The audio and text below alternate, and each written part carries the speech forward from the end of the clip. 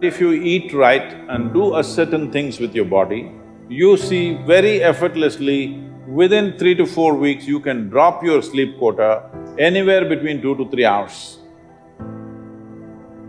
Food is not a religion, food is not a culture, food is just the fuel for this machine. Yes?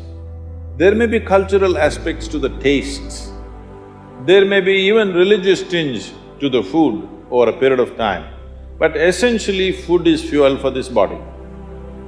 So with what kind of food will it function with minimum struggle within itself and maximum impact? So suppose you buy a petrol car and pump diesel into it, it may still roll around but not at its optimum. Similarly, various foods you can eat and still somehow it functions. But those communities which have eaten with care, you can clearly see a distinct difference in the way they function, the levels of intelligence and whatever. So in India, we prescribe food for different people in different way. If you're doing menial jobs, you eat one way because you need physical muscle.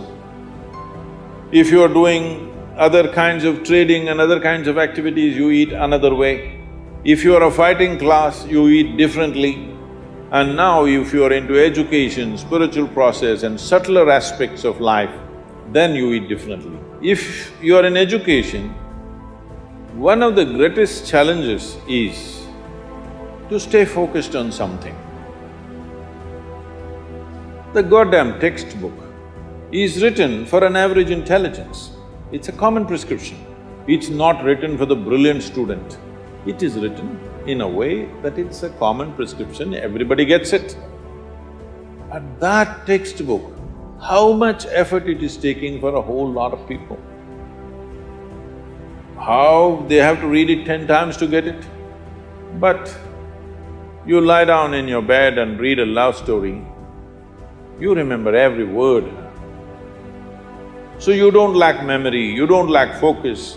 It is just that textbook and you, chemistry is not working. So, what you need is a higher level of focus, a higher level of involvement.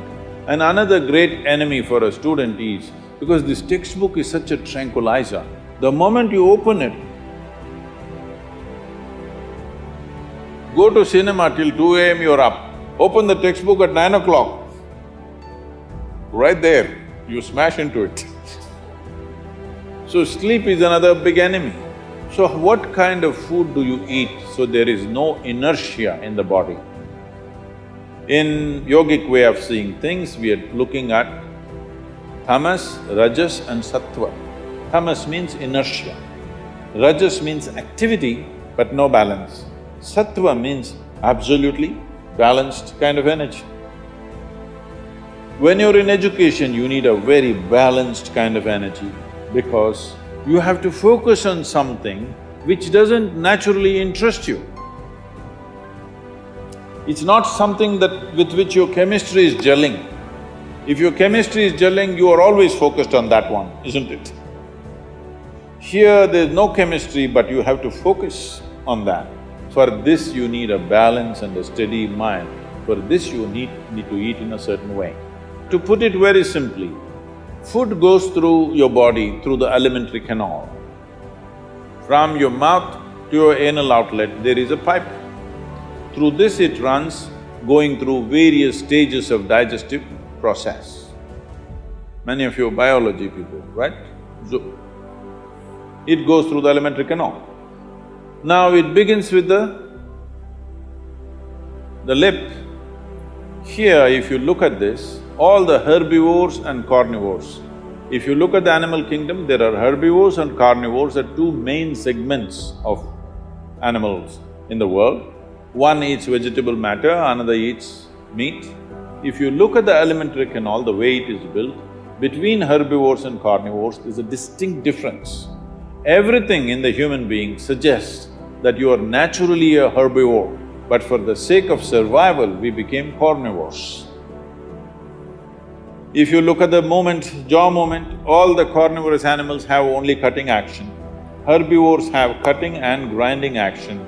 There are molars But carnivores don't have widespread molars, they have just incisors, canines, everything looks like cutting teeth. So they do only this. All the herbivores do grinding. What do you have? Both. So you are supposed to chew your food. Why you are supposed to chew your food is you have enzymes in your saliva where if you take a little bit of raw rice and put it in your mouth just for a minute, you will see it turn sweet right here, because right here carbohydrate is being converted into sugar, right here. So if you eat properly, then we say about 30 to 50% of your digestion should happen in your mouth. So this part of the digestive system is expecting half-digested food or partially digested food. But right now the way we're eating is mostly we're putting not only undigested food, but partially destroyed food. So the amount of food that you need to get the same amount of energy has increased. You're eating much more food than what you should eat to generate that much of energy. Because of that, there is inertia in the body, because it has to process so much more food than what it should, there is inertia. Once there is inertia, your sleep quota increases. But if you eat right and do a certain things with your body, you see very effortlessly, within 3 to 4 weeks, you can drop your sleep quota anywhere between 2 to 3 hours. 1.5 to 3 hours very easily you can drop if you just eat consciously and just learn to sit properly, just the posture, your geometry of the body and what goes into the system.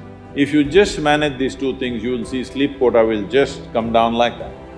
Just to tell you, for over 25 years, I have largely managed with an average of 2.5 hours of sleep.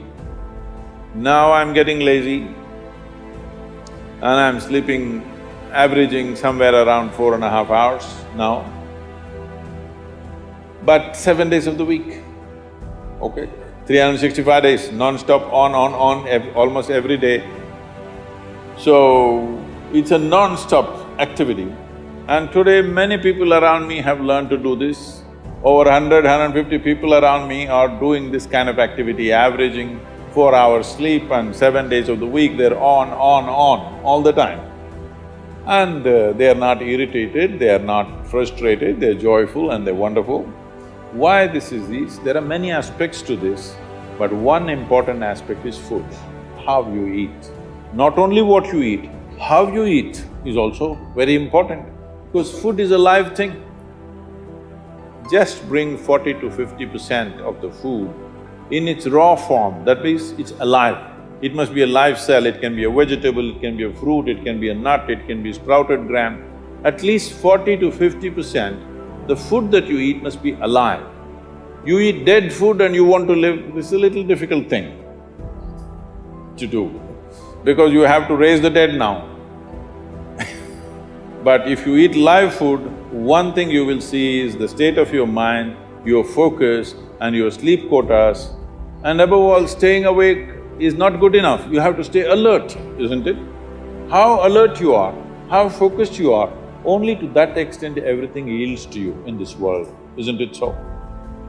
What is the level of focus will determine whether the world yields to you or not, isn't it?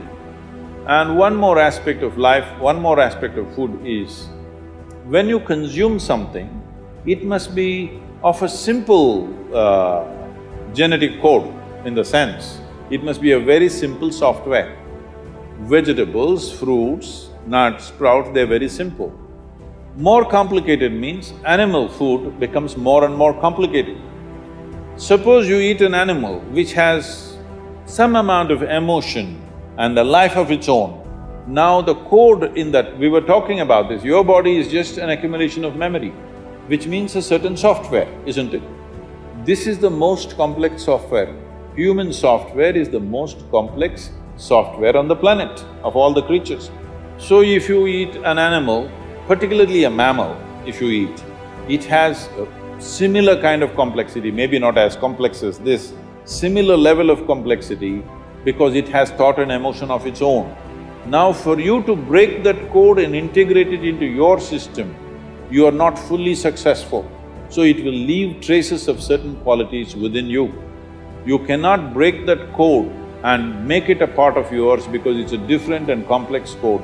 If you eat a leaf, a vegetable, a fruit, a nut or a sprout, this is much simpler. If you must eat non-vegetarian food, you must eat that which is furthest away from you. So generally, fish and water life is furthest away from you. So if you must eat non-vegetarian food, the best thing to eat is you're on the coast. Fish is the best thing to eat that way.